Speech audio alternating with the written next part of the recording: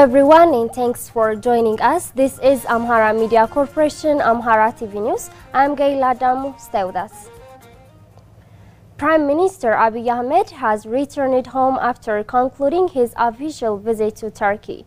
During the visit, the two countries have signed cooperation agreements on various sectors. Prime Minister Abiy said that the agreement signed between the two countries strengthened bilateral relations, and he also appreciates Turkey's support in Ethiopia's development and stability.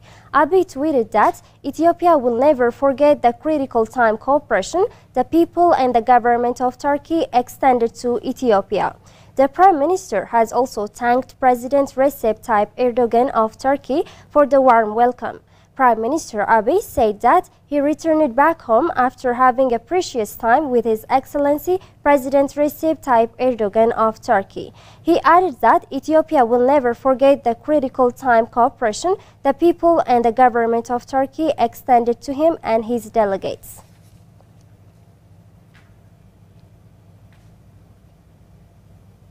Deputy Prime Minister and Minister of Foreign Affairs of Ethiopia, Demek Mekonnen, held talks on Tuesday with U.S. Special Envoy for the Horn of Africa, Jeffrey Feltman. Brown Workana has the detail.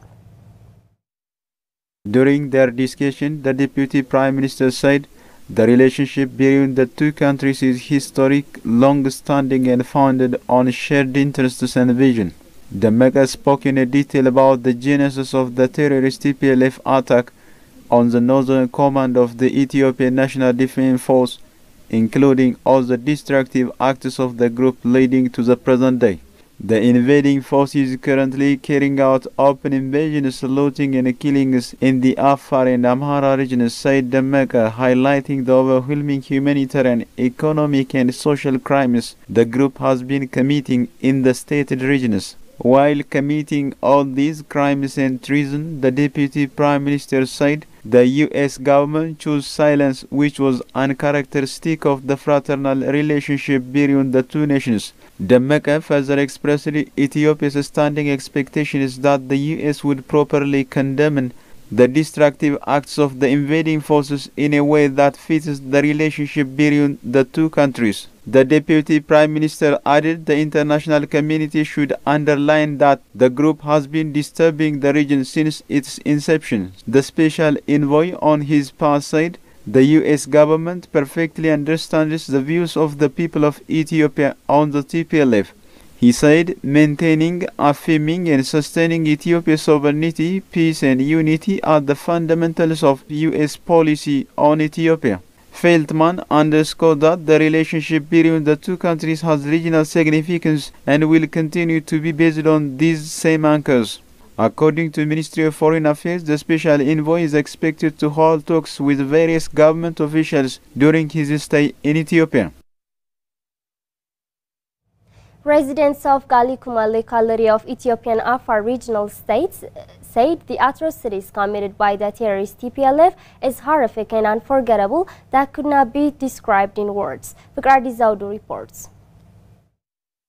It is to be recalled that the terrorist group continued its provocative attacks in neighboring Afar and Amhara regions following the withdrawal of the Ethiopian National Defense Forces from Tigray region as part of the government's unilateral humanitarian ceasefire declared to facilitate humanitarian aid and farming activities in Tigray. In a heinous attack the TPLF terrorist group carried out in Afar region by rejecting the ceasefire, it has brutally killed more than 240 civilians, including 107 children at a place called Galikuma. Asiya Shetu, mother of 5, is one of the residents of Galikuma. She said the terrorist TPLF group has heartlessly massacred her husband and her other close relatives in the dark while they were asleep. The group has left me with my 5 little kids without a father, Asiya said, adding that there are several others massacred by the group and were not still able to secure their bodies. In addition to destroying the whole town, she stated the terrorist group has also looted a number of properties in the area, including several cattle. The other resident, Mohammed Bilisi, on his part said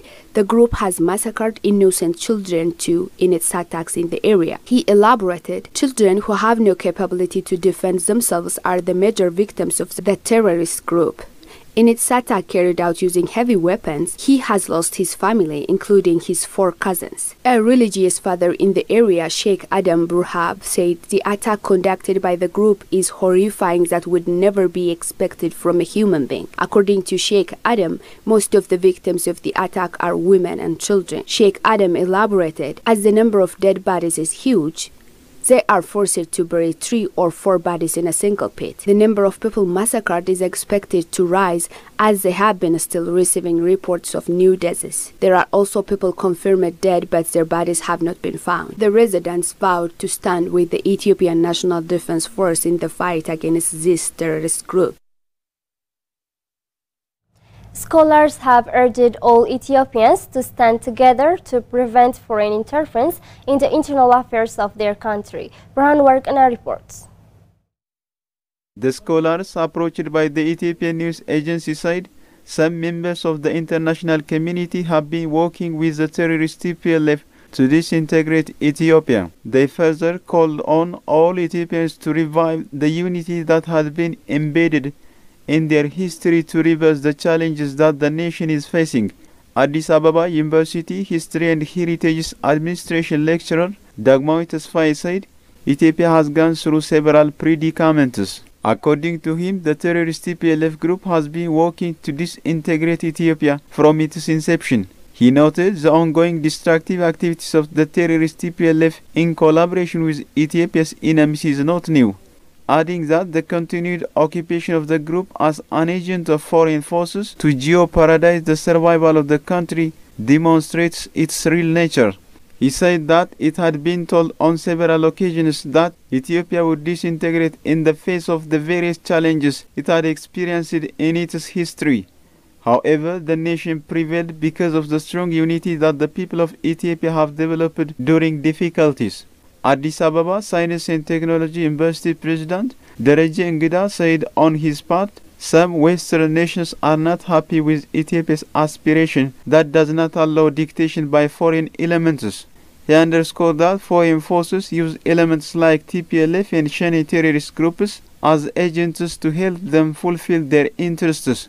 The president urged Ethiopians to stand together and confront foreign forces that have been striving hard to repeat the evil schemes which worked in Syria, Afghanistan, Yemen and other parts of the world in Ethiopia. The scholar underlined that all Ethiopians, particularly the youth, should fight actively against agents that are working for Western forces in their effort to disintegrate the country. Hassan Razak, Al Jazeera correspondent from Dessie town, reported that officials in the city of Dessie in Amhara region said 55,000 displaced people fleeing the military attack by the terrorist TPLF militants need urgent assistance. Brown Warkana reports.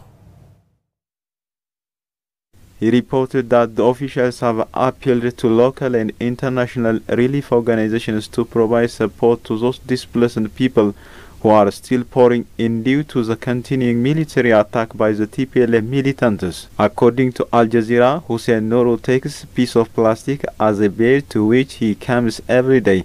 He was displaced from his village between the regions of Amhara and Tigray due to the military attack by the TPLF militants. The report added that Hussein is no exception in this shelter center, and the majority of its residents are in difficult conditions. Hussein Nourou, a displaced interviewed by Al Jazeera, said he was displaced because of the war and he came on foot.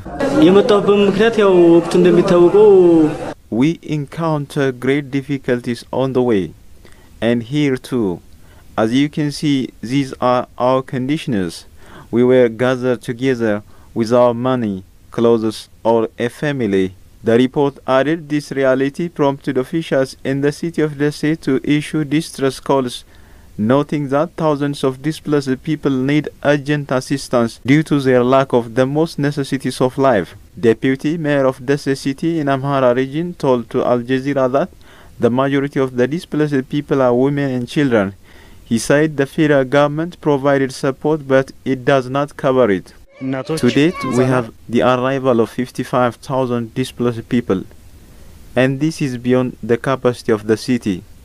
I call on the international community to provide a helping hand. Al Jazeera reported that until now the largest support for the displaced comes from the local community in the city and volunteers who came from different areas to provide aid and assistance.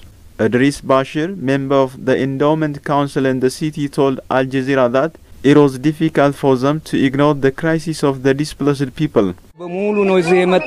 They are our people, so we made a donation campaign and we brought these supplies according to our capabilities.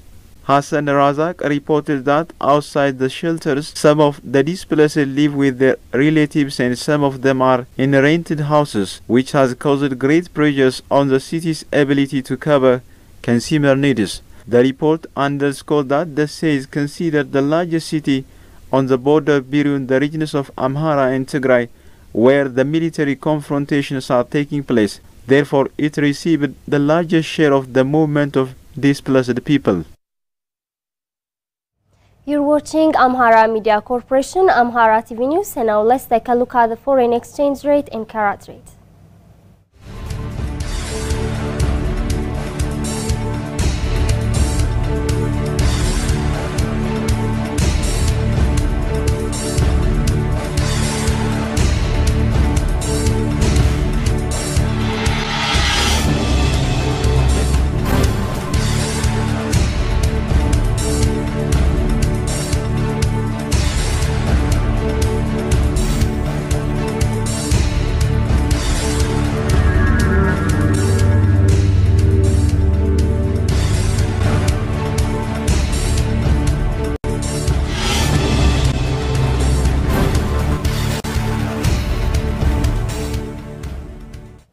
That's all we have for now. I'm Gaila Damu. Many thanks for watching. Stay safe and goodbye.